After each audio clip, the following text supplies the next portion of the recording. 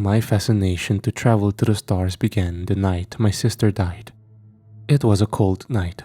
We were up in the treehouse using the telescope Grandpa had gifted me for my 7th birthday when she jabbed a finger toward the sky, pointing at a shooting star and shouting, "We should make a wish, Quentin." I remember thinking it was a lot larger than any I had ever seen before. And a few moments later, it got so big that it blotted out the moon. With a deafening speed, it zoomed overhead and smashed into the forest right behind our house, toppling massive trees like they were matchsticks and scorching a trail of dead earth to an impact site the size of a small car. My sister and I didn't even have to exchange words before we were bounding down the rope ladder and rushing into the woods. It was smaller than I expected, perhaps the size of a bowling ball, but it was unlike anything I had ever seen. Dark orange and glowing with the light of 1,000 stars. "What is it?" Elle asked as she reached out to touch the stone. A moment later, she was screaming and flailing on the ground as she clutched her wrist and her legs buckled. I ran to her side and looked at her palm, both frightened and fascinated to see that every bit of her skin had been scorched off. I carried her toward the house, shouting to my parents for help as Elle kept screaming. As I looked down at her, I saw that the burns were beginning to spread down her arm, scalding her body like a spreading disease. She didn't stop her wails until we made it to the hospital. Once in the emergency room, several well-dressed men pulled my dad aside and talked in hushed tones about what was happening. I didn't understand many of the words, but none of it sounded good. Certain phrases like quarantine and special treatment rang in my ears as I tugged at Dad's coat. "Is Elle going to be okay? Are they going to make her better?" I asked. He brushed me away and tried to remain calm, listening as the men told him they would need to take Elle immediately before her condition got any worse. "What's wrong with her? Where are they taking her?" I asked frantically. Dad signed paperwork, and in a flash, they were wheeling Elle toward a private ambulance. "Quentin? Quentin?" she shouted as she passed me by. I will never forget the panic in her eyes, the melting flesh that was deforming every part of her body. She grabbed a hold of my left arm, begging me to save her. Her touch was like fire, and I instinctively pulled away, feeling my own flesh turn a dark black as she was taken away. We were told they would update us in 48 hours about her condition, but we never got a single phone call. "The stars did this to her, Papa, and I'm going to find out why," I remember telling Dad. In his bitterness and rage, he blamed what happened to her on me. "If you hadn't filled her head with fantasies of spacemen, she would still be here. No one cares about the moon anymore, Quint. You need to wake up and forget about it." He spat as he dismantled my telescope. I promised him I would never bring it up again, and for the next 20 years, I stayed true to my word. Then I met Isaac Akili. It was spring of 2012. I was busy frittering away my inheritance on college courses that any sane person would avoid, like French science and parapsychology, when we bumped into each other trying to check out the same book from the university's library. "Let's just study together and kill two birds with one stone," Isaac suggested once we had made introductions. Before I knew it, I found myself admiring everything about him, from his decisive attitude to his calming eyes. I soon learned that, like me, Isaac dreamed of seeing the stars. "Pretty crazy, huh?" he asked. No, not at all. I've wanted to be an astronaut since I was a kid, but my dad told me it was just a stupid dream. "Yeah, I guess he isn't wrong, huh?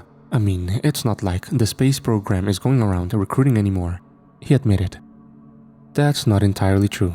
NASA still trains men and women every year for lunar missions, and most of the ones selected wind up stationed on the ISS," I told him. "Huh, sounds like you didn't give up on that dream after all," Isaac teased. I remember I turned beet red. "Well then, let's do it. Let's go to the moon," he told me. "What? How?" "By studying and putting ourselves out there every chance we get. We'll blow them away, prove our dads wrong, and make our own history. What do you say?" So that's what we did for the next year. We took courses in astronomy and physics, engineering and geology, and went to every seminar, every rally, and signed up for every conference on the space program. We volunteered, campaigned, and represented ourselves as much as possible for the university, and even started our own club to get the cause heard. 1 week ago, all of our efforts finally paid off. The headmaster pulled us aside with urgent news. A recruiter from Florida had come to speak to us. Isaac and I could hardly contain our excitement as we were ushered into a private room and suddenly found ourselves standing face to face with a decorated officer of the space program. "Gentlemen, I'm Captain Alexa Ferris.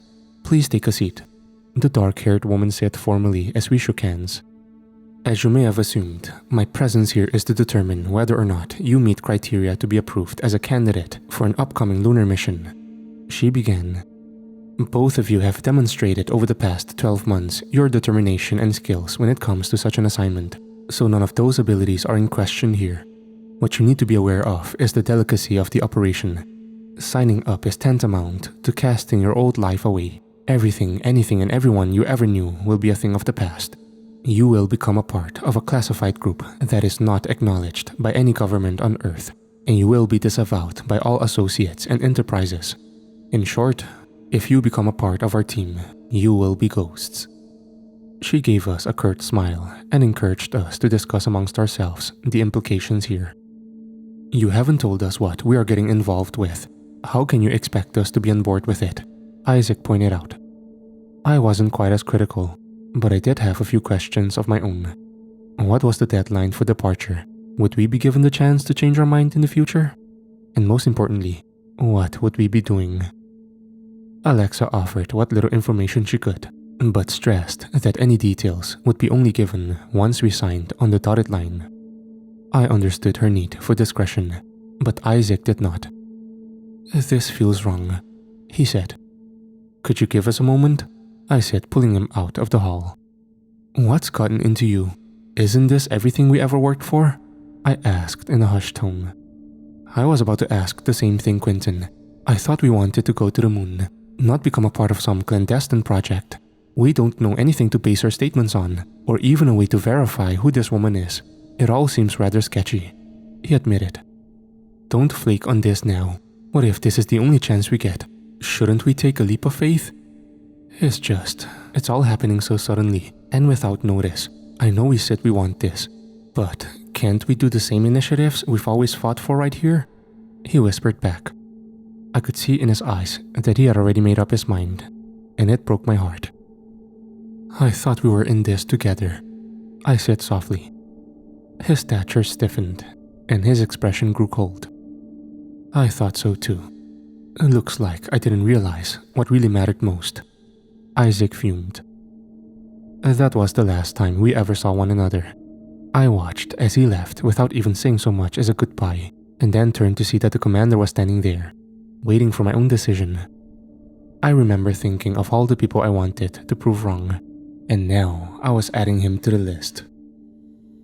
Over the next 24 hours, Ferris transported me and 2 other candidates to an undisclosed location. Even stepping foot on the freighter was considered classified, and we were treated the way I imagine slaves were, pushed down to cargo holds and then quickly sedated. When we woke up, all I could sense was a rush of cold air, our surroundings resembling something akin to a dormant volcano. After being given a chance to eat and shower, Ferris took us to a conference room where an old-school projector was hooked up. "Take a seat. What you are about to hear will change your perception of the world you are about to leave," she ordered us. At first, I thought that all of it was just for show, to instill a sense of awe in our mission. But that all changed moments later when the lights dimmed and an image of a massive lunar outpost appeared on screen. It looked to be about the size of a small city hidden among the craters. The structure you are looking at is Fort Ilsbury. It is the largest man-made building off-planet, next only to the ISS itself. As you may have guessed, much like the program you have enlisted in, the very existence of Ilsbury is considered top secret, she began. The next few slides showed us pictures of the facility's inner corridors, which included everything from a swimming pool to a greenhouse. It was impressive to see, and I wondered how long it had taken a place like this to be built. Next came the meat of our discussion, the reason we were chosen. With already 16 staff members aboard, your mission will be to assist and provide support for our current project, that of colonization, Ferris said. I think you could hear a pin drop in that room. The man next to me shot his hand up. Sorry to interrupt, but did you just say colonization? As in people living on the moon? He asked. It's Owyn, correct? Yes, ma'am. Owyn Sanders.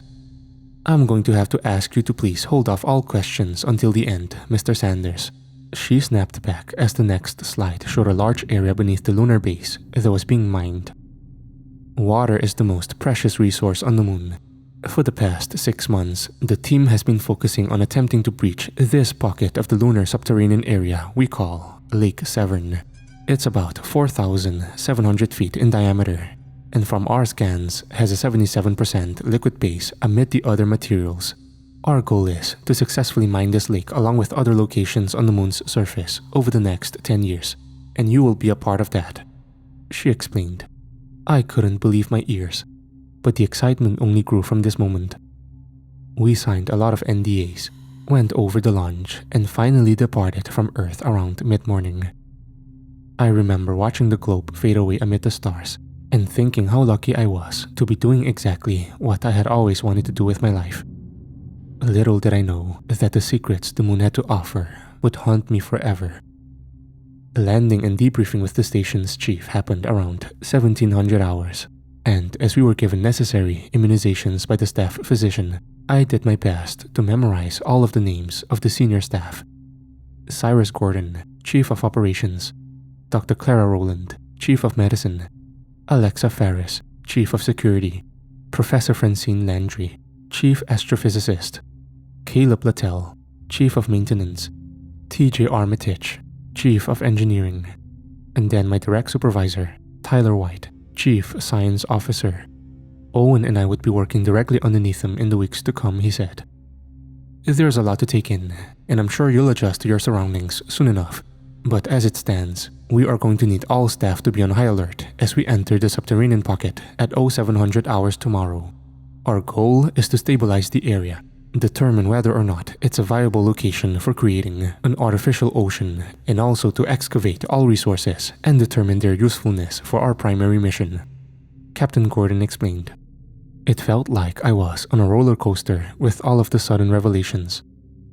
That evening, I went to the observation tower which faced east toward the shadow of the moon and spent the night watching the stars and thinking about the choices that had led me here.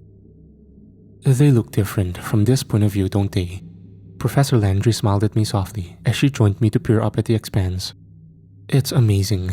All these years of discovery to come to the stars, and the answers to our future might just be beneath our feet this entire time, she said with a whistle. I guess that makes this place a little lonely when everyone else is so focused on the lake. Oh, I don't know about that. I like to think of the pike as my fortress of solitude, she said with a smirk. And when I inquired about the nickname, she gestured to the angles of the tower and explained. Surely you noticed on your descent its peculiar design. I didn't want to admit I hadn't paid that much attention, but thankfully Landry brushed it off and said, either way, even with all the water in the world, we're still going to need to study these constellations. Understanding the cycles on the moon and even cataloging them is something that will take years. I heard a hint of uncertainty in her voice, but didn't touch on it. I knew what it was like to have something you wanted for so long pushed aside. I figured the moon was big enough for all of us to dream. 0500 hours. I got up early, the excitement of getting to work or the disorientation of my new surroundings making it impossible to sleep. After a short jog, shower and breakfast, I met White at the main elevator that descends to the core of our dig site. Owyn was already there, seemingly just as wide-eyed and eager as me. Let's go make history, he told me as the elevator shook and rattled through the lunar crust. During the interim, we all donned our spacesuits, checked our internal systems, and activated our comms. It was nearly 0600 by the time we had arrived at the tunnel White and the others had been digging for the past several years.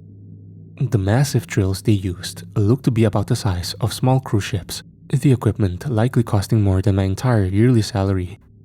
Sanders whistled softly as Caleb and Professor Landry set up everything to break the final bit of crust, which separated us and the mysterious subterranean pocket. I was given the assignment to monitor the pressure and geological activity on the small substation that resembled something like an over-decorated toll booth. The different monitors streamed an array of data a mile long, showing how all of the machines worked together to break through the wall of rock. And as soon as Caleb got the drill activated, the pressure valves and other readouts immediately spiked, pushing through chunks of ore like they were made of putty. The machine used the energy of at least a dozen tanks, blasting and destroying anything that stood in its path. Landry was there at my side, jotting down the readings as quickly as they came in. And then, before all of our eyes, the final segment of the wall gave way and collapsed into nothingness. Owyn shut off the machine, and we all held our breaths, watching as the cloud of dust and particles revealed what lay behind the seal. What I saw was impossible. A city of lights and angles unlike any made by man, twisting and smooth architecture mixed together to form a sprawling metropolitan maze of grey ziggurats, crystalline walkways, and amalgamated structures. With the limited artificial light our drill and hit gear supplied, it was difficult to even be sure which side was up and which was down. Wordlessly, we stepped through the broken gate to this alien city, marveling at its beauty and silence. "What is this place?" Caleb finally asked, his voice filled with anxiety and fear. Landry, on the other hand, offered hope and excitement to the discovery. "This is the single largest discovery in the past 100 years. Imagine it. This civilization is the proof of life outside of our Earth, possibly even our solar system. These buildings are perhaps 1,000,000 years old, or more," she exclaimed. Tyler said nothing, taking it all in. Our steps reverberated in the empty catacomb, the group of us keeping close to one another as we explored. Something like a whisper of wind filled the calm for the briefest of moments as I saw strange carvings upon some of the buildings. "An entire language of glyphs and arithmetic," Professor Landry said, reaching out to press her glove against the stone. A flash of memory danced across my mind. The whispers grew louder, and I heard Elle scream out. Instinctively, I grabbed Dr. Landry's wrist before she could feel the structure, and I muttered, "Perhaps we should perform some tests using the machines first." For a tense moment, I thought the whispers would drown out any sane thought I had. Then Landry relaxed and nodded, motioning for Caleb to get the scanning equipment. I thought my premonition had averted a crisis, but one was only just beginning. Behind us, the beacons on the drill suddenly activated, and the massive vehicle tumbled forward without a driver. "What the heck?" Owyn shouted in surprise as the threads of the drill pushed apart more of the wall, giving the vehicle ample room to move forward. "Sanders, get up there and shut that thing down," Landry ordered, but Owyn didn't even get a chance to climb aboard the lumbering vehicle as it picked up speed. The only chance we had was to get out of the way as it pushed down segments of the ancient city and rolled straight over Owyn without even so much as slowing down.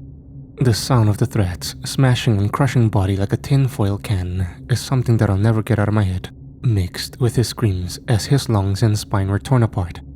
It only lasted a few seconds, but for the rest of us, it seemed like an eternity. The machine continued forward until it smashed into one of the massive structures and shut down with a flash of smoke. As it collided with the stone pylon, the entire city groaned and shook as though the collective souls of the dead civilization were unquieted with the arrival of our technology. A moment later, we realized it was not an ordinary impact at all, but some sort of subterranean quake. "Move!"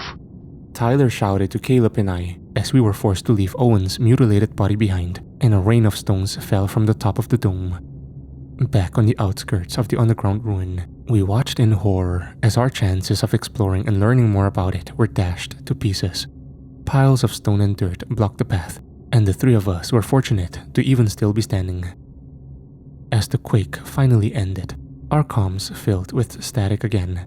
At first I thought it was the mystic whispers from the city lingering, but soon we heard the distinctive voice of Armitage.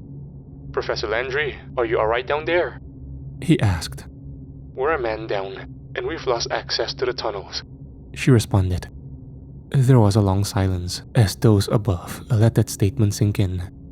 Then at last, Armitage gave an order. "Well, I think you'd better head up top. I think it just got a whole lot worse. 0800 hours. Day 2. The ride back to the lunar surface was one filled with silent horror and regret over what had happened to Officer Sanders. None of us dared to even comprehend the experience of finding the city or the strange things that had happened there, and the stillness in the air made me feel uneasy.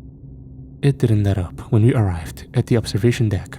Armitage and Commander Gordon were waiting, both checking every system over and over again, before finally making the announcement that I had somehow anticipated. We've lost communication with Earth. That quake managed to disrupt our signals. We'll probably be on our own for the next 48 hours, Commander Gordon said. Armitage had other bad news. Several of the sectors of the moon base would need to be sealed off due to rolling blackouts, and maintenance would need to ensure that resources were properly distributed. Gordon gave us assignments, and before dismissal, Caleb insisted we give a small service for Officer Owyn Sanders. I was surprised that I had the least to say about him, despite the fact that I likely knew him longer than any of them. My mind was too fractured by everything else that we had seen and heard. With the brief eulogy given, Tyler ordered me to join Dr. Rowland in making sure that all of the crew were properly treated. "Starting with yourself," he added, giving me a cold look of disdain. Was he disappointed that I hadn't been able to save Owyn? Or did he think that my abilities as an officer were lacking in some area? I never knew. 1000 hours. Maintenance, sweeps, and health checks were nearly done by this time, as Roland and I moved to the staff of the Pike itself, providing them with needed medications. Someone messed with my data, I remembered Dr. Roland saying as we gathered supplies. The changes were made without consultation. "What's happened?" I asked.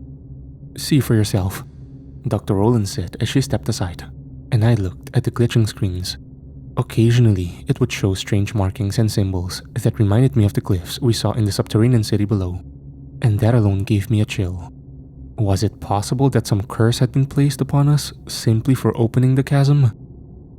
"What do you think it means?" the doctor asked. I didn't think it would be proper for me to speculate, so I quietly followed her toward the elevator and shuffled my feet uncomfortably. "What happened down there?" Roland whispered. "I don't know if I could explain it," I admitted as we made it to the observation deck. I was hoping to find some sense of normalcy here amid my fellow scientists, but once I saw the disarray of the equipment, that quickly faded away. The power was only functioning at 13%, with only a few key lights even glowing in the darkroom. In the middle, I spotted Professor Landry staring up at the massive telescope she likely used on a daily basis. She seemed to have a distant and confused look on her face as Clara and I approached her. "Dr. Roland, what brings you here?" Landry asked as we checked her vitals. "Commander wants to make sure everything is alright after the quake. It looks like it hit pretty hard in here," Roland answered as I was putting the pressure cuff on. Professor Landry looked down at the blackened skin on my wrist, her eyes widening as she pulled away. "How did you get that?" "It's nothing. A birthmark," I said, reflexively tugging my sleeve down to hide the scar. "That doesn't look like any birthmark I'd ever seen," Roland pointed out as well, as she too had a look. Something clicked for Professor Landry as she stood up and seemed to have a frightened look on her face. "The stones. You knew I shouldn't touch them. You've seen them before," she whispered. I grimaced and explained. "Not exactly. It was just a feeling. When I was young, my sister died from touching a meteorite." The two women silently considered what I was telling them before Landry turned to the telescope and remarked, "Perhaps that is also what is happening here. Maybe we're all dying for desecration of a tomb." "What are you talking about? Does this have to do with what happened to Sanders?" the doctor asked. "Gordon is still not telling the crew?" Landry said with a laugh as she pressed her eyes against the telescope. "Does he think he's an ostrich, sticking his head into the sand to hide from his problems?" "I think we're all just a little on edge," I admitted. A moment later, as though to echo my sentiment, another loud alarm blared across the moon base. "This is Officer Ferris. We're detecting severe weather in the northern sector of the base. All personnel are advised to seek shelter," Alexa said over the PA system. "A meteor shower? Now?" Roland whispered as we helped Professor Landry toward the elevator. "This is no coincidence. Something down on that chasm awakened a terrible evil. It's going to destroy us all, Landry said frantically as all of us took the transport down from the observatory. I think you might be overreacting, I told her as I looked across the quiet lunar landscape toward the northern valley. I could see at least 6 massive stones from the sky careening toward us, and my mind flashed back to those final moments when Elle was alive. What if the same thing happened here? One of the stones smashed into the eastern zone of the Ilsbury, sending up fire and clouds of space dust as our elevator shook and then froze on its descent. The sudden loss of power sent Professor Landry into full panic as she clung to my shirt. "Quentin, do you hear that?" she asked frantically. All of us got deathly silent as we listened, and I thought I heard the strange whispers again, but this time they were far more faint. Roland interrupted the quiet as she tried her calm and remarked, "I can't get anyone to respond." "We'll have to climb down," I realized. Most of us were already wearing the needed gear, but Professor Landry seemed against the idea entirely. "We go out there and we could die. Whatever this entity is seems to have some control over our machinery," she insisted. Dr. Roland and I ignored her concerns and started to gear up. We could see that another meteor was spiraling toward us already, so waiting for another solution wasn't an option. With a sense of urgency, I activated my oxygen supply and told Landry to do the same. "You stay here and you will die, with or without the help of any cosmic creature," I warned her. That seemed to jolt her back to her senses, and as we all prepared for the cold terrain of the exterior, Roland used one of the tools on her suit to unlatch the emergency hatch at the bottom of the transport. As the metallic frame floated away toward the void of space, Clara gave a silent countdown and then went first, slowly drifting down the side of the tower to the main roof of the base. I insisted Landry go next, and thankfully the scatterbrained professor didn't object. The meteor was almost on top of us. I swear to you it sounded like it was screaming. In fact, as I followed the others down the long fall, it became impossible to hear anything else except that mindless shriek. Then the meteor smashed directly into the side of the elevator we had just been standing inside. Just as our magnetic boots latched onto the roof, bits of debris rushed down upon us. Even with the 0G, the force of the meteor hitting the tower had caused the shower of metal to be deadly. Thankfully, most of it scattered across the roof of the base without scratching us. But as we all looked back up to see what else had been damaged, I discovered we were hardly out of the woods yet. The collision had split apart the meteor on its side, revealing something emerging as though from an egg. I heard Landry scream out in terror as it pushed apart the rock tomb it had been encased in for perhaps a millennia, and the strange amorphous creature peered down at us with 100 eyes. "Inside, now," Roland said as we struggled to open the hatch to the Pike substation, and I heard the shapeless creatures scream amid the stars as it began to form 2 spindly wings. It took us 15 seconds to get inside, but in that short time, the monster had managed to crawl down the expanse of the tower. Landry looked paralyzed, staring at the alien like it was a god to be revered, and I grabbed a hold of her body, forcing her through the airlock as we protected ourselves from the invader. "What the fuck is that?" Roland muttered as the creature started to claw at the surface of the roof. Before any of us got a chance to speculate, we saw the strange being perform another impossible feat. It seemed to be examining the structure as though searching for weaknesses. Then, before our eyes, it appeared to melt and flatten its body, pushing the thin cracks of the metallic membrane to reach us. "Holy shit!" Landry screamed again as we hurried down the stairs, and the doctor tried the comms again. Roland, we're detecting some abnormal readings and shut off this entire sector. Seal it off. Do it, now!" The doctor ordered before the officer got a chance to say another word. We were just barely past the first barrier when the creature broke through, dropping onto the floor behind us with a resounding thud. The doctor made the mistake of looking back. Like the wife of Lot, it proved to be her undoing. Something caught a hold of her foot and she fell. Landry hesitated to help, but I pulled us along. The monster was nearly on top of us, and the seal was closing. On the other side, as Landry started to have another panic attack, I activated the secondary seal, listening as Dr. Roland was the monster's first victim. "Quentin, what's happened?" our chief of security Alexa Ferris asked over the comm once both seals were in place. I knew it wouldn't hold off the creature forever, but it would give us time to make it to the forward command center. We're on our way to you. We'll explain once there, I said as I helped Landry to her feet. Snap out of it, I screamed as I shook her. Her puffy eyes darted toward the door as we heard the creature let out another howl, and then suddenly grew silent. We didn't stay around long enough to see if it was going to do more than that. 1100 hours. Our chief science officer, Tyler, gave Professor Landry a mild sedative. As I debriefed the commander and Ferris about the creature and the incident on the pike. Both of them listened quietly without saying a word as I finished the astonishing tale. And then at last, Ferris made the first inquiry.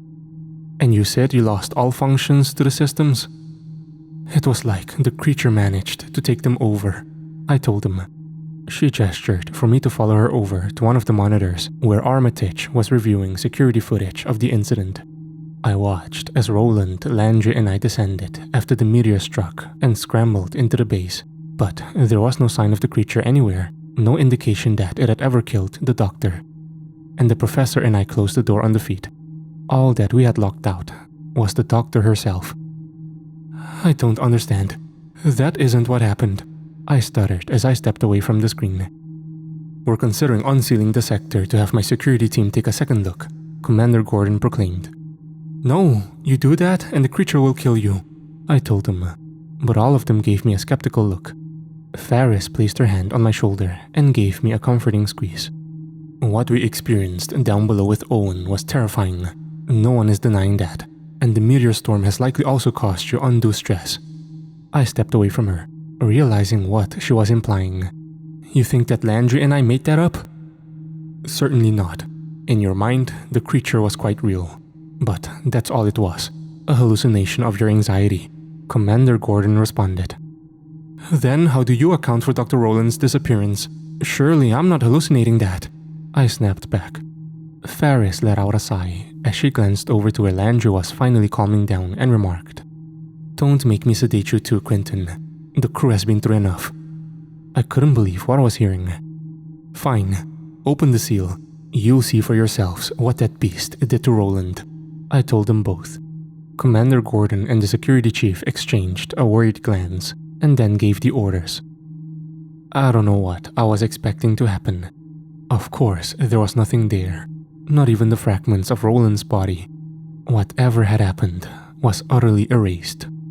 Let's try and find Dr. Rowland immediately. It's quite likely she also may be experiencing these vivid hallucinations, Ferris decided. I'm coming with you, I told her as I snuck a small surgical blade into my pocket. I don't know what I hoped to accomplish with this minuscule weapon, but I didn't want them to find whatever was controlling Roland's body and let it have the element of surprise. Alongside Ferris and Tyler, we marched to the base of the pike. I scanned the corridor for the claw marks the strange monster had made, only to see nothing at all. No twisted metal that was bent out of shape, not even a single drop of blood from where Roland had tripped. It didn't make sense. What I had seen felt real. I puzzled it over a moment longer as we turned the corridor, and I saw Dr. Roland lying still on the cold floor. Ferris called for 2 nurses to arrive with a stretcher as she checked to see if Roland had sustained any injuries. We can't be sure this thing is Roland, I whispered. Tyler glared at me, pushing me back as he helped to lift the physician off the floor. Vitals appear stable. She's going to be alright, Captain Ferris said with a nod. I saw a moment of opportunity to test my theory and scratched Roland's left wrist. The 2 officers next to me made a soft huff in surprise as I nicked an artery. But Roland didn't awaken, and only the rat blood she was supposed to have started to drip from the cut. Quentin, I'm going to have to quarantine you if you pull another stunt like that, Ferris snarled as she grabbed the surgical tool out of my hand. I was so sure it wasn't her, I whispered. I watched as the medical team took her away, and then stared down at the small drop of blood that now stained the tile floor. What had happened here to make my nightmares seem so real? 1400 hours. Commander Gordon ordered Officer Armitage and other maintenance staff to begin making repairs to the Pike's elevator and to the other segments of the base that were affected by the meteor storm. I also learned that Dr. Roland made a quick recovery and has been assisting Faris and others on board the Ilsbury to cope with the recent string of traumatic events. Given that I too was affected by this, I've chosen to see the doctor and to apologize for my actions against her. 1500 hours. Roland arranged to see me and to run an EKG to see if I may be suffering from PTSD from Owyn Sanders' death. But I am afraid that I no longer feel certain of her trustworthiness. She performed the test perfectly, just like I thought that she would. But one thing I noted as she was messing with her equipment in her lap, the woman cast no shadow upon the floor or any of her surroundings. I double-checked as I stood up to leave and noticed that everyone around her was able to easily have their flat shadow seen, but not her. Whoever or whatever this is, it isn't Dr. Clara Roland. Until I can find out the truth, I will be sealing myself in my quarters. Day 2, 2100 hours. Sleep is something that takes time getting used to in the limited gravity of the moon, even under normal circumstances. The last 24 hours have been anything except, and I was bordering on hallucinations. I insisted that I didn't need a sedative, especially not coming from Dr. Roland, whom I was still convinced was not entirely human. So instead, I sealed myself in my room and forced exhaustion to take hold of my body the old-fashioned way. To think I came all the way to the moon to explore, only to feel safest in a room no wider than a small car. The familiar angles and soothing colors made me feel at ease, and eventually, I drifted off. Although, after the experience I had amid my dreams, I am quick to recognize that perhaps insomnia is a safer route. I was being hunted by the faceless creature in the forest of my childhood, trying desperately to hide in the darkness that the woods offered. But the monsters knew my every move. I paused to catch my breath, trying not to let my scent linger for too long, to remind my adult brain it was only a nightmare and that I needed to wake up. But the incessant shrill cries of the beast made instinct take over, and I kept running. I could see my old home, the one Elle and I grew up in, and I told myself that if I reached that place, I would be safe. As though emulating this, the screams from the alien grew fainter as I got closer and closer. I was going to make it. But another voice rang clear in my head, telling me to stop. Elle. "Don't do it. Don't do it, Quentin. Don't." She kept repeating, crying out to me. I froze in the dream and saw the monster right on top of me. It raised its flailing body to crush me completely, and it was only in those last faint seconds of sanity I managed to take over my body and awaken. When I jolted up from my bed, I saw strange yet familiar scratches on my body. The nightmare had some connection to reality, even if it was a tethering I didn't fully understand. I needed to work, the anxious restlessness of my mind telling me that any more sleep could kill me. So I began to wander the halls of the Aylesbury, searching aimlessly almost for a sense of normalcy. I soon found that none existed any longer here amongst the stars. True, Faris and her security detail were doing their best to keep everyone working. The repairs to the eastern section where the meteor had done the most damage would likely take weeks to finish, and the pike itself was closed down until further notice. "I thought you were given orders to rest," my direct supervisor, Chief Science Officer Tyler White said, as I approached where he and the remaining science officer were setting up a lunar drone to go up into the wreckage of the tower and take footage of it. "I figured I could see what you were screwing up, and it might lull me to sleep," I countered as I saw them finish up the camera feed. Now they would see everything it did when it traveled into the broken structure. "You set it up on a remotely controlled server?" I asked as I checked the specs.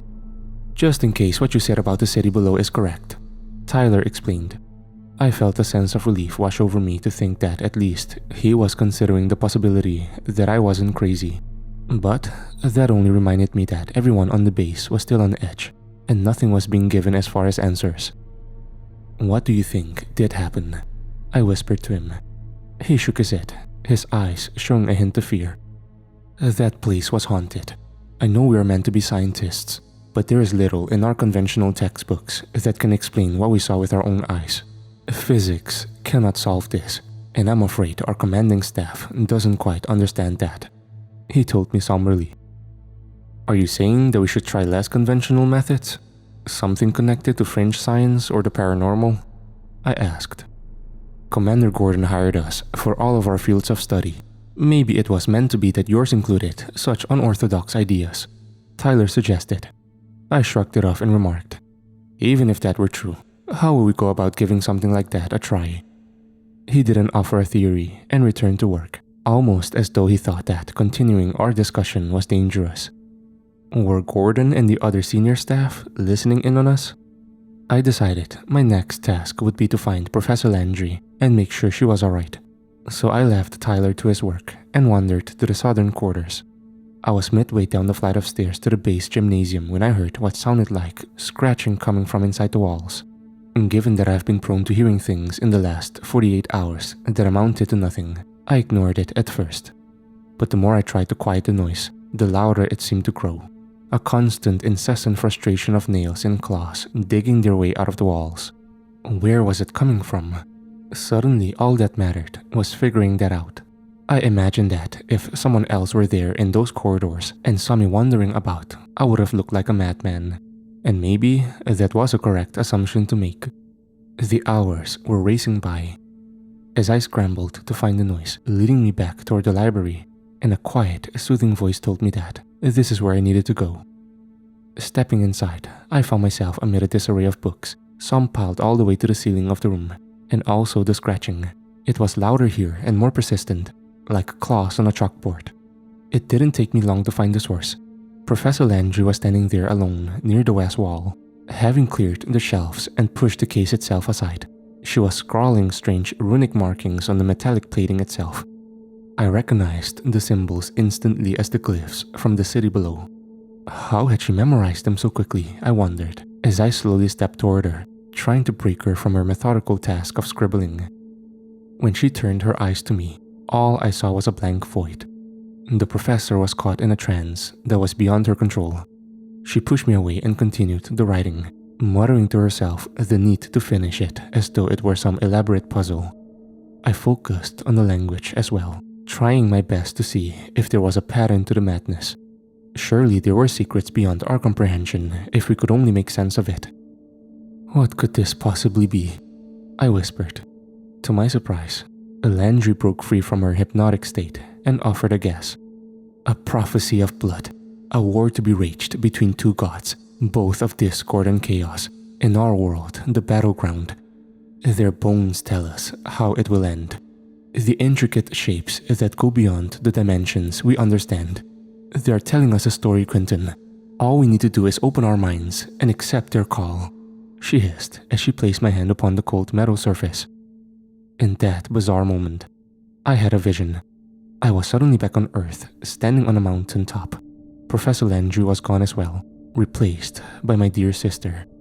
Elle looked scared, her eyes wandering across the countryside as she gestured for me to follow. The air felt thick, and I hesitated to follow. Surely this wasn't real. My sister looked as though she had aged far more than I remembered when she was alive, and the world around us felt almost primordial, a place of ghosts and spirits. But I saw no path to take me back to where I came from, so I walked with her down a winding trail toward a deep valley. The dark consumed everything here, and amid the shadows, I saw a congregation of people that were waiting for us. Yes, it felt that they were intentionally holding off whatever their intentions were because of our presence. A massive bonfire flickered and hypnotized them as we drew closer, but I couldn't determine from where it burned. They turned their attention to us, eyes as placid as the swirling ocean, and gave me a set of instructions. The shadowless spread and rise to consume that which belongs to the undying.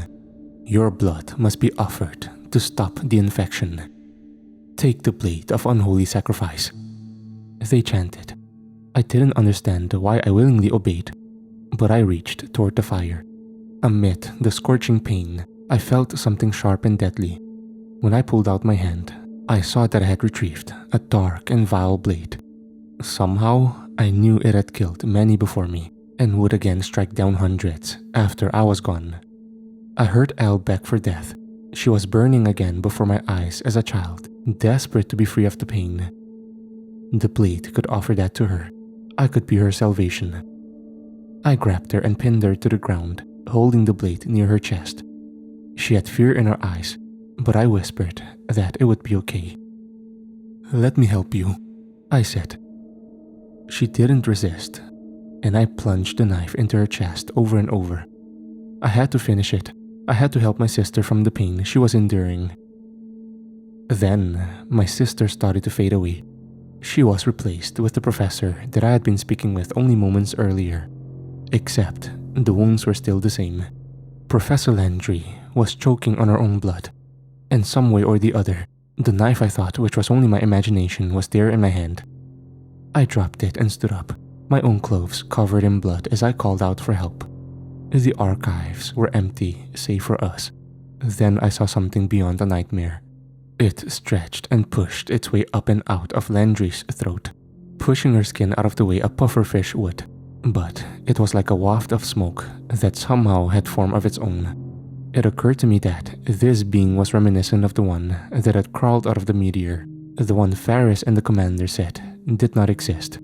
As it oozed and melted and destroyed Landry's body, I rose and found the security alarm, trying to get help as fast as I could. I didn't want my own sanity tested again if this creature could somehow slip away into whatever dream it had been born from. The creature slithered and pushed across the tile floor, trying to find me, shrieking into the air and hungry for my blood. It reminded me of what the vision had told me about these creatures. They were seeking vessels, corporeal forms to control and guide as puppets. At my side, TJ Armitage appeared, pushing his way toward Professor Landry and calling out for help on the comm. I heard the creature snarl and begin to hunt him, and I held my ground, trying to tell myself this wasn't real. Armitage reached down to try and give her aid, the monster stretching its body over the top of him. "Quentin, what have you done?" he asked, turning toward me. Yet, he didn't react toward the creature. Was it not there at all? Or was I the only one seeing its wicked power? I moved toward it, determined to save Armitage, even if it was only from my broken mind.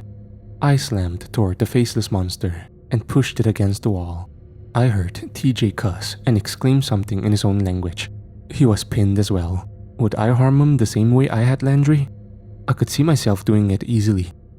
Then, the creature began to melt and ooze into him, his eyes and mouth meshing with it as it entered his body. I told myself I wouldn't let it happen again, but I was powerless to stop it.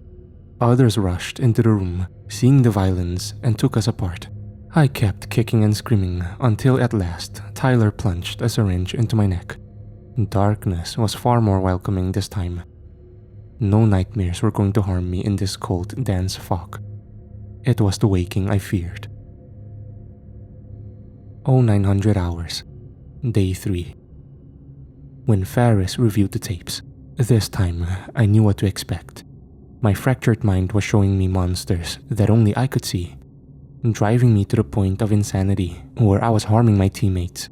Professor Landry was dead, the loss of blood proving too fatal for her, and Armitage was in critical condition, festering some infection that Dr. Rowland claimed she didn't comprehend. There is one thing that does fit with your story though. These symbols, we don't know what they are, and yet they seem to possess you and Professor Landry, Ferris commented as she examined the still screens again. What does it all mean? I whispered. I saw a glint of doubt in her eye as I sat up and realized something. You've seen these symbols before. Tell me where. Was it on Earth? I guessed. Ferris nodded and admitted.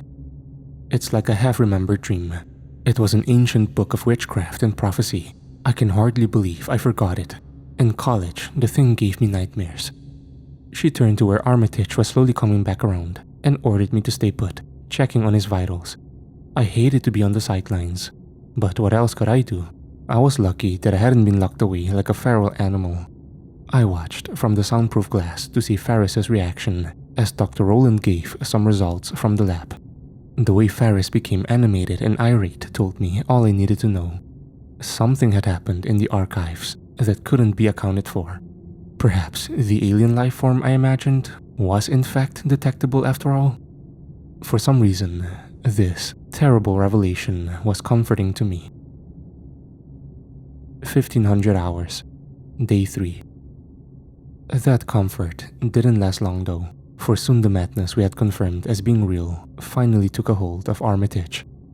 I was in and out of sleep, trying to rest and recover when I felt something move in the room. And suddenly, I was fully awake. I turned to look around the room. Most of the technicians were busy doing lab work, but I saw that something was happening over in the makeshift room they had given Armitage. His readings were off the chart, and his body was beginning to convulse. Hey, someone, help! I called out, but the others didn't seem to hear or care. Then Armitage sat up and looked straight toward me. He took off his cardiac equipment and started to limp toward me. And I panicked. Would he be angry at me for trying to save him earlier? His eyes looked wild and full of fear. We are enemies, not in the forms we are familiar with now, but one day we will. Across the stars, our battle will rage, he whispered. There was something foaming from his mouth. Then he moved toward one of the emergency seals, and I called for help again. The techs were moving toward us, but it was already too late. In a short moment, Armitage had pressed for the security code, and the seal began to decompress. The vacuum of space suddenly took hold of everything in the room, papers and glass pushing toward the open airlock as TJ screamed into the void. His body was broken and twisted into the seal, hitting the walls along with several other technicians as they were all taken out across the stars like garbage. Only the latches that I had on my own medical table kept me from experiencing the same fate. The same vacuum continued for another few minutes until at last emergency systems took over and I was alone, the room devoid of life from Armitage's sight. There was one thing I didn't understand though, whether this was an action of the monster that had taken control of his mind or his last desperate act of free will. I came to the stars in search of purpose, to be a part of something greater. I am regretting that ambition now as I am forced to say goodbye to another comrade. I've hardly had time to comprehend why this place has turned on us, and now so many have perished. Worst of all, I can't help but feel I am personally responsible for what is going on. There is something inside me, festering and screaming to control my will. I have felt it ever since we discovered the subterranean city. And now, as we are struggling to understand what is happening here, it is refusing to remain quiet. It has killed many of the colleagues that I have only begun to meet, and I think, if left unchecked, it could destroy us all. Because as I found out from the side of our chief engineer, it is a call that can't be ignored forever. 1700 hours, day 3. Captain Ferris, Commander Gordon, and my direct supervisor, Tyler White, were checking the systems to make sure that what Armitage had just done couldn't happen again. All airlock seals require 2-person authorization now, Gordon said as they offered me a respirator, but I didn't need to catch my breath. I needed answers. Surely you see now that we are under attack, I asked. Gordon sighed. He was tired and scared, but I could see that he wasn't sure what to make of the incidents on the Ilsbury thus far. What matters is that the generators will be back up in 6 hours, and we can contact the surface, Ferris responded. If we aren't all dead by then, you mean? I countered. Don't test me, Quentin. I could have thrown you in the brick for what you did to Landry. Heavens knows I tried to convince him to let me at you, Ferris said, sticking a finger in my face. Gordon gave a gruff bark, and the security chief stood back. Then Gordon made a short summary of the events, as though it were all logically explainable. The events surrounding Chief Armitage and Owyn Sanders were tragic events. The other incidents are a result of mass hysteria. From what we know we uncovered below our feet, it's a wonder any of us are maintaining sanity. We have shaken the very foundations of our understanding of the universe, he muttered. I knew arguing would get me nowhere, so I merely saluted and asked where I could be of service.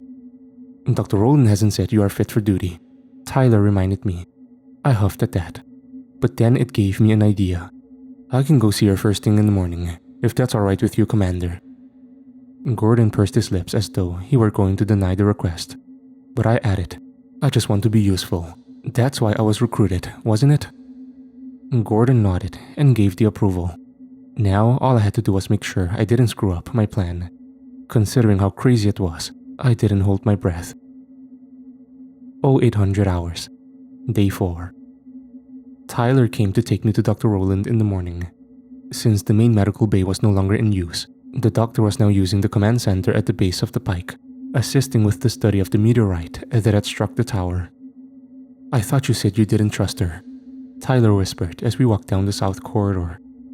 "I don't, but I need you to trust me. Please," I said as we got closer. "I can't unless I know what you're planning," Tyler responded. "I need to get a sample of the doctor's blood. If I'm right, and an alien host is thriving inside her body, there has got to be some evidence of that," I told him. "Jesus.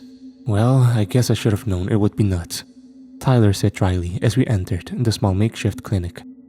Dr. Rowland was nowhere to be found, so while we had a few extra moments, Tyler forced me to look at him. "This could go very wrong, you know, and if it does..." "I know. You have to look out for yourself. I understand," I said. He hugged me tight and remarked, "I'm on your side, but this whole mess has gotten out of hand." "Quentin, I was wondering when you might show your face here," Rowland's voice said, cutting into our moment. Tyler made a short cough into his fist and remarked, "That's my cue to get back to maintenance." As I was left alone with the doctor, she gestured for me to sit and remarked, "I heard you have had quite a few brushes with death since the last time we talked." "Sadly, it's always someone else that pays the price," I admitted. Rowland nodded and said, "Gordon tells me you want to be fit to help with the repairs, and while I can't see any issues with your physical condition, I am concerned about the decline in your mental health." "I told you already, I haven't been sleeping well," I said, trying to brush it off. I needed her to be distracted, so I muttered, "How many of your staff are left now?" "We both know that you didn't come here for such idle banter," Rowland said as she idly turned the tools on her surgical tray and remarked, "You've become convinced that I am not fully human ever since you caught sight of those relics in the caves below. That speaks a lot to your psychological profile, you know." "And what does it mean, in your professional opinion?" I wondered as I took a step closer toward the doctor. "It's only a natural instinctive reaction to something you can't fundamentally understand yet. I was scared too, but I have seen that what is being offered here is too great to pass up. Knowledge beyond the tangible existence we ever thought possible," Rowland responded. "Why are you telling me this?" I asked nervously. Suddenly, the perfect plan I had outlined didn't seem like it was going to work. Was it possible that the creature that was controlling her could read my mind? "We are connected, ever since we came here. You can't deny that. We both have seen and experienced more than our colleagues could give us credit for. If so, then why didn't you vouch for my credibility? You've had ample opportunities to do so," I snarled. This was getting out of hand, an outcome I hadn't expected. And yet, somehow Rowland was taking control of the situation. "You've become convinced I am the enemy here, Quentin. I am not. I can show you what you lack. You have to trust me," she said with gleaming eyes. I saw an opening and I struck, grabbing a hold of the scalpel and slashing at her throat. Immediately, I saw the fungus spread out from her open wound, and I began to stab and spit in the alien's face. "I will never trust an abomination like you," I screamed as I kept on attacking. I saw blood and light streak from her face, but to my surprise, throughout the entire ordeal, Rowland was laughing. "You will never stop it. Never!" she shrieked. Behind me, the doors to the command center burst open, and Faris ran in with guards. I didn't even get a chance to explain before a series of electrodes was sent through my body, and I tumbled to the floor. When I woke up, I was in the brick, just as Faris had been promising for days. The voices inside my head were finally quiet though, and I wondered, had I succeeded in stopping the monsters that were attacking us? "It's not over." A whisper came from the shadows. I jolted up, to my surprise, seeing Dr. Rowland's features graphed on the wall, her ghostly visage taunting me from beyond the grave. "You wanted me to attack?" I asked in surprise. "Death is nothing for these creatures, Quentin. Surely what happened at the pike should have told you that. I am merely a vessel, as you will be soon as well. A glorious battle is about to occur, and the earth will be theirs, with us none the wiser. The spirit said as it shifted and swam through the meadow. No, I will fight it, I insisted. You may think whatever you please. The beauty of it is that you will believe you are in control. Roland laughed. I turned away from her mockery, frustrated that my attempts to save us still seemed to have gone nowhere. I could only think of one final solution: to get back to Earth and warn them. I had to assume that everyone on the Ilsbury was now infected, so asking for help was out of the question. I was on my own. I slumped down to the cot in the middle of the brick to try and concoct a plan as I slipped my hands into my pants pockets and felt something there. Pulling it out, I found myself smiling. It was the remote control of the Pike drone. Tyler had slipped it into my pocket before I met with the doctor. I sat down and studied the controls, thinking of how I could use the drone to my advantage. My recollection told me that the machine was tied into the network of the moon base. So if I could access the control panel outside the brick, it was possible it could get me out of here. I needed to act without hesitation. I quickly mastered the controls and began to pilot the craft, smiling to see that Tyler had wisely kept it close by to my current location in the base of the Pike. All I needed now was to move it close enough to access the exterior of the room I was fitted in, and I could be free. Moving the machine proved a little bit trickier than I imagined it would be.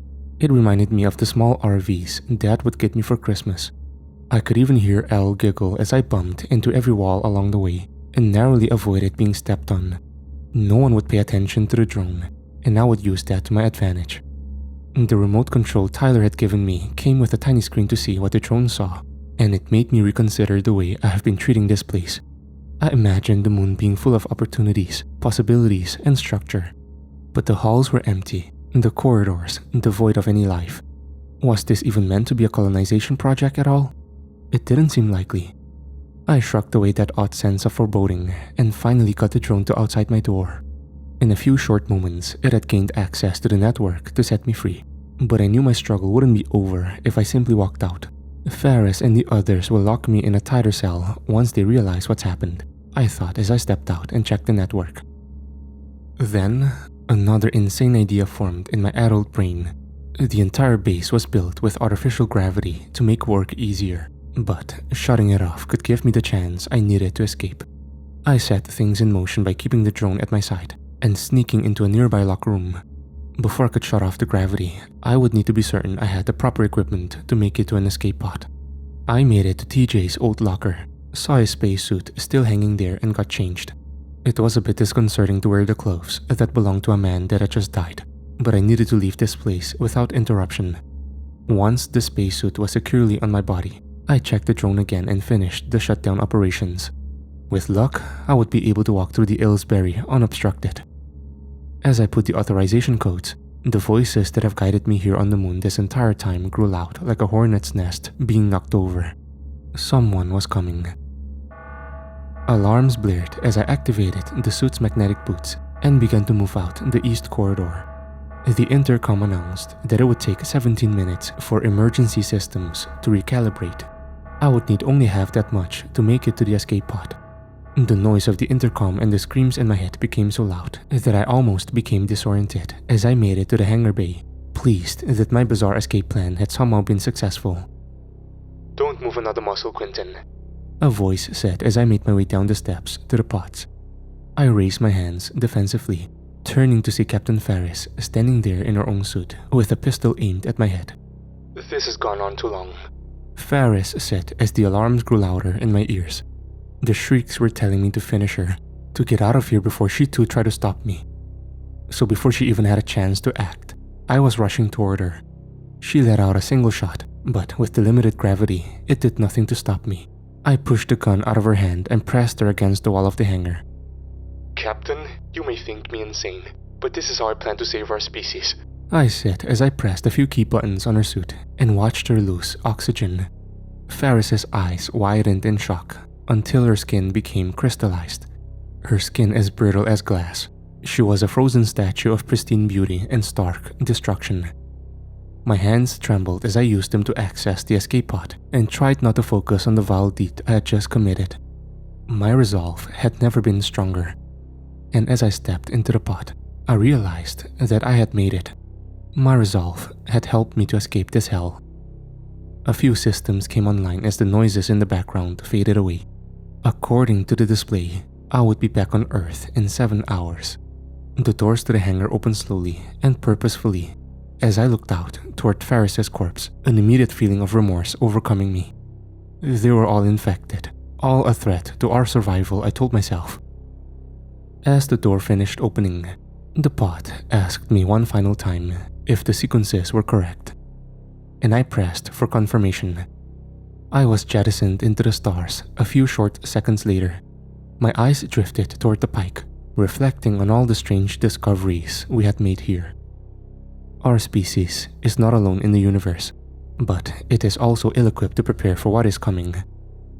The strange angles of the pike faded as my pod got further away, and I saw the tower in a new light.